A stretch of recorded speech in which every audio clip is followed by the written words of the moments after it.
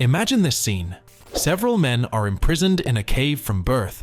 They are chained in such a way that they can only look at the wall in front of them and have spent their entire lives this way. Now, picture a fire burning behind them. Some free men, still inside the cave, cast shadows on this wall using figures of animals and plants and make sounds, making these shadows seem extremely real. Suppose now that one of these prisoners is freed. He breaks away from his chains and begins to explore the cave.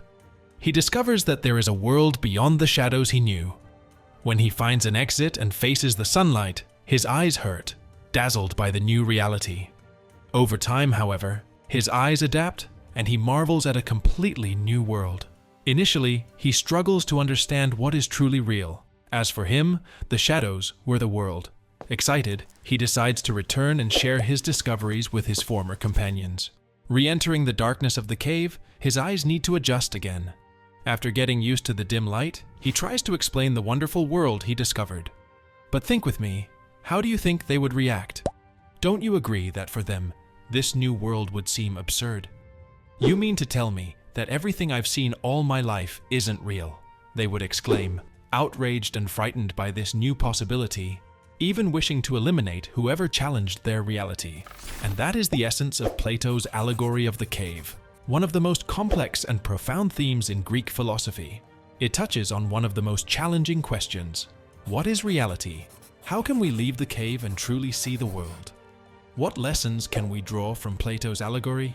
Today, we will explore and understand. There are many ways to try to understand this allegory, but the main one divides this myth into 3 parts, starting with the shadows.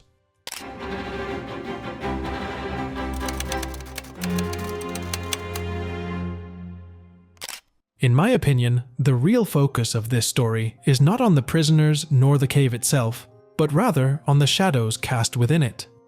The question many ask upon hearing the allegory is clear. Did they really believe those shadows were real? Were they naive? But before we laugh, let's consider a powerful idea. Contrast generates awareness. This concept suggests that we need something to compare against before we can truly understand what something is. For example, how would you identify the taste of sweetness if you never experienced something bitter?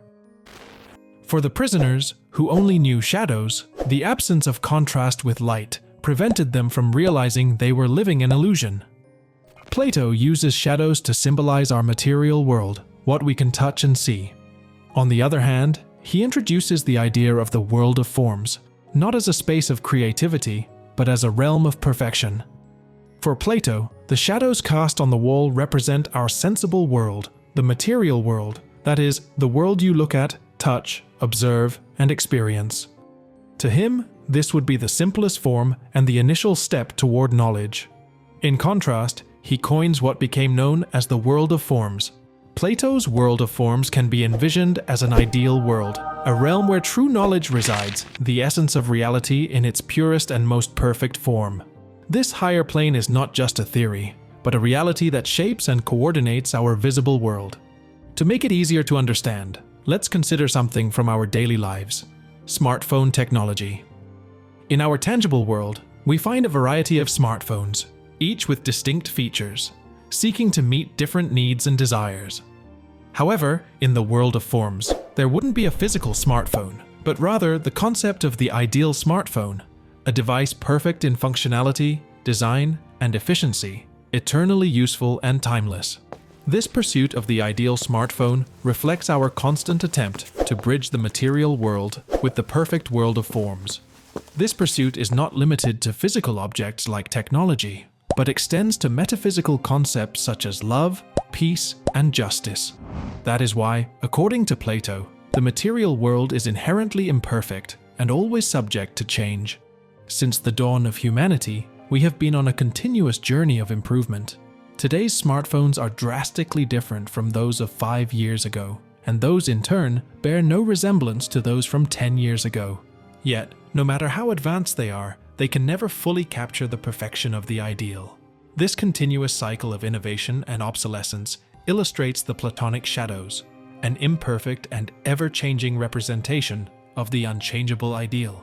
We are trapped in this material world, always seeking but never truly reaching the perfect ideal. And now, we come to the most provocative part of this story. When I understood this second part, I expanded my mind. Let's talk about the fire and the men.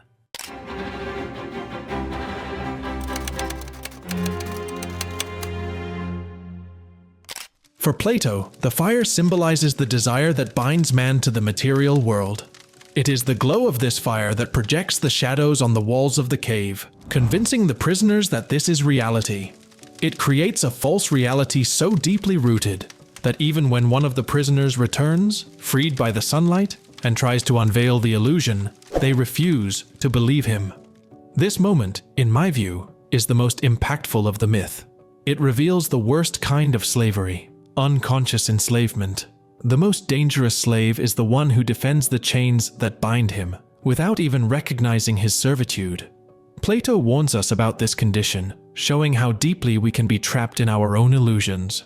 The resistance of the prisoners is so strong that they not only reject the new reality presented by their freed companion, but also cling to their perception of the world. Within this dim reality, some prisoners, the most cunning, begin to decipher and predict the shadows, gaining status and creating a hierarchy based on the knowledge of these illusions. You might think that the real villains of this story are those free men who project the shadows, manipulating the prisoners. However, Plato offers a different view. According to him, those who make the shadows are as much prisoners as those who are chained. Although they have physically freed themselves, they choose to remain in the cave, afraid to face the blinding light of the outside world. And now, we arrive at the great character of this story, something that is not only outside the cave, but also within each one of us: the light.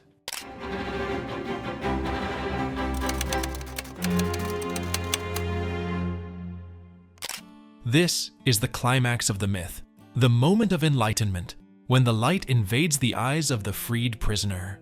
This light is not just physical, it symbolizes the world of forms, a realm of perfection I mentioned earlier. The sun, which fuels the light of the sensible world and even the fire inside the cave, is the great facilitator of this enlightenment. Plato develops this idea in another of his allegories, the allegory of the sun, explaining the interaction between the sensible and the supersensible worlds. Just as the sun illuminates those outdoors, it can also blind those who are not prepared for its intensity. Surely, you must have experienced something similar. You discover something new and transformative, but the intensity of this discovery makes you hesitate, almost preferring to return to the safety of the cave. Up to this point, a major question has not been answered. How can we reach this ideal world? How can we rid ourselves of these chains, leave the cave, and be enlightened by the truth? Well, in my opinion, all this can only start with you. The one who has seen the sunlight cannot simply force you out of the cave and make you see the sunlight. Think of the role of a teacher. He cannot force knowledge into someone who is not open to learning. Similarly, to see the sunlight, you need to first discover the light within yourself. This is the essence of philosophy. The ideas of great thinkers are invitations to reflection, not absolute truths to be passively absorbed.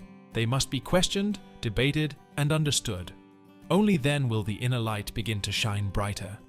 That is why Socrates is known as the midwife of ideas in ancient Greece. A midwife cannot give birth for someone else, and more than that, a person who is not pregnant cannot give birth. Thus, Socrates is not able to tear off someone's chains and show them knowledge if that person is not prepared to see it for themselves. Socrates just helps you develop the light that already exists within you. He cannot create it, nor can he answer the questions you have. And that is why he developed what became known as Socratic maieutic, which means exactly the act of giving birth to knowledge. And he did this in two parts. First, he induces the person to doubt what they really know. By questioning their knowledge, he reveals the contradictions present in it, since much of our ideas and conceptions are based on dogmas and prejudices, on ideas already established in our heads, which we do not even know why we believe in them.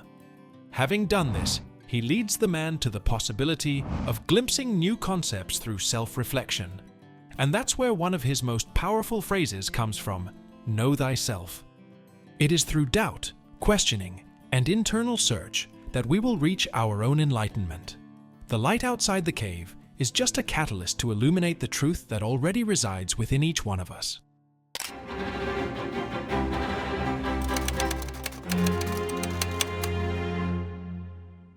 This allegory is not just a philosophical exploration, it is a mirror that reflects our own lives, revealing how often we are prisoners of limited perceptions and beliefs. The allegory was written over 2,000 years ago, but fits perfectly in our current world. In our era of information and misinformation, the challenge of distinguishing between shadows and reality has never been more complex.